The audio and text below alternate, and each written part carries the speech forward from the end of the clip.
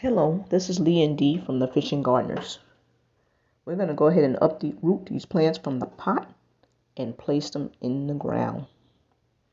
We've gotten a large yield from them in the pot, so we decided to go ahead and triple our yield for next year and place them in the ground. Give them a little bit more room to grow.